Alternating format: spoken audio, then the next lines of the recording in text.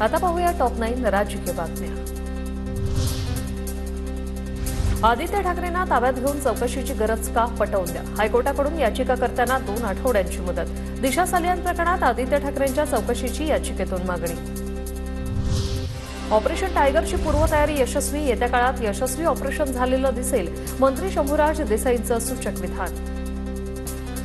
Doctor Ambedkar साहेब त्या ऑपरेशनची पूर्वतयारी चांगली करतायत आणि टीमवर्क म्हणून सगळेजण, आणि तुम्हाला यशस्वी सक्सेसफुल ऑपरेशन झालेलं दिसत।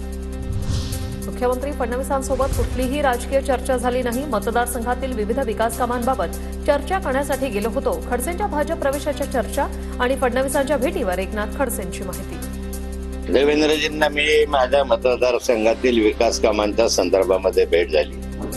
भाजपमध्ये जाणं किंवा प्रवेश करणं याबद्दल कोणतीही चर्चा किंवा कोणतीही राजकीय चर्चा या बैठकीमध्ये झाली नाही।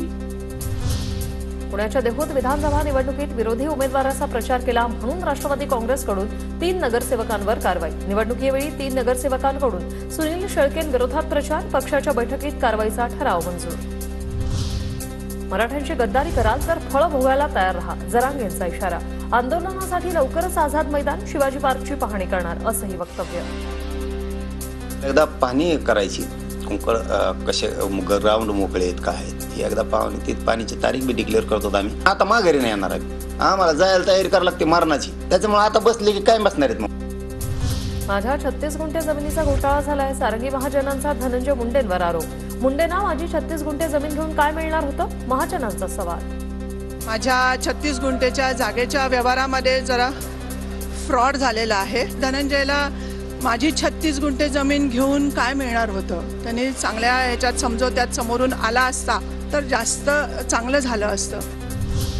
धनंजय मुंडेंनी स्वतःचं पद वाचवण्यासाठी आटापिटा लावलाय। मुंडेंनी पदाचा राजीनामा द्यावा, सारंगी महाजनांची मागणी। स्वतःचं पद वाचवण्यासाठी त्यांनी जो काही आटापिटा लावलेला आहे, अहंकारामुळे आणि इगोमुळे तो हे पद सोडायला तयार नाहीये। तो जनतेचा रोष बघून स्वतः राजीनामा द्यायला हवा।